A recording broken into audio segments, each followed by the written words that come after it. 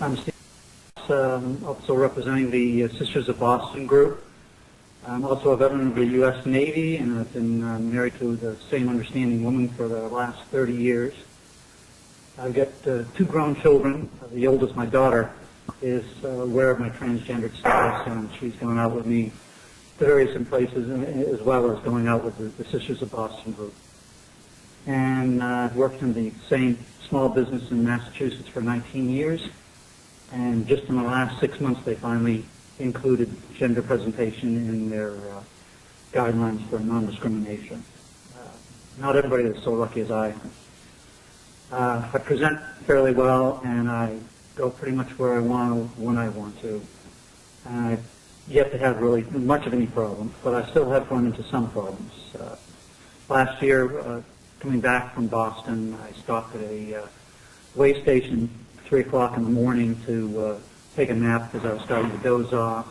And within a few minutes, a state police cruiser came in from Troop A, came over and asked me if there was any problem. And when I said no, I was just stopping to nap, he shined the flashlight in my face for 3 or 4 seconds because I was in full makeup and evening wear. And then they asked for my ID, ran my record, and then came back and grilled me for 5 or 6 minutes on where I'd been, who I was meeting there, what was I doing here, did my wife know I was out dressed, and then circling back to who I was meeting there. He seemed to repeat that a lot. Eventually, led me to believe he figured I was there for sex and asked me to leave and said he didn't want to see me back there again. So even though I've been up over 24 hours, I got back on the highway and drove another hour, nodding off back and forth, but managed to get home without any incident. So it could have been worse, but it wasn't too bad overall.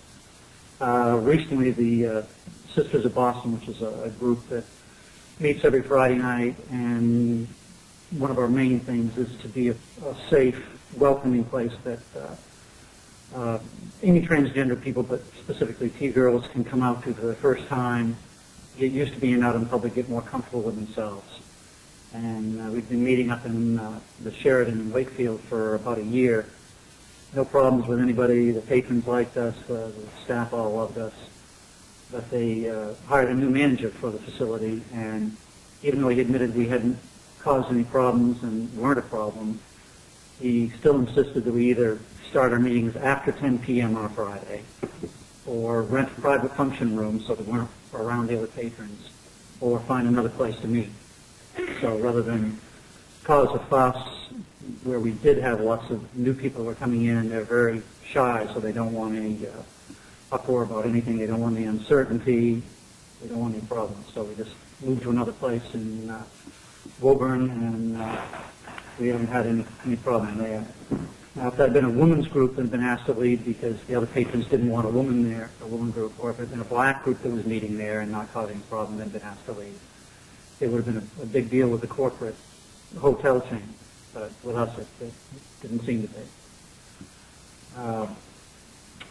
For many transgender people, just walking down the street or doing anything in public is very stressful and possibly dangerous. And with questionable legal protections now, and the public not well informed on transgender issues in general, they generally are very closeted, and they severely restrict going out. The people you see here today, if they're transgendered, are a small tip of the iceberg, because the majority try not to go out into places where they'll be recognized as transgender, for fear of losing their jobs, fear of losing their friends or family, even just plain fear of physical violence, which isn't that unusual, unfortunately. I was willing to take some risk, and I'm fairly open to begin with, and it helps any of the legislators to understand that even though we're not visible, we're everywhere. We're your neighbors, we're your friends, we're your family. And we'd just like to have the protection that we can get so that we can live our lives. Thank you.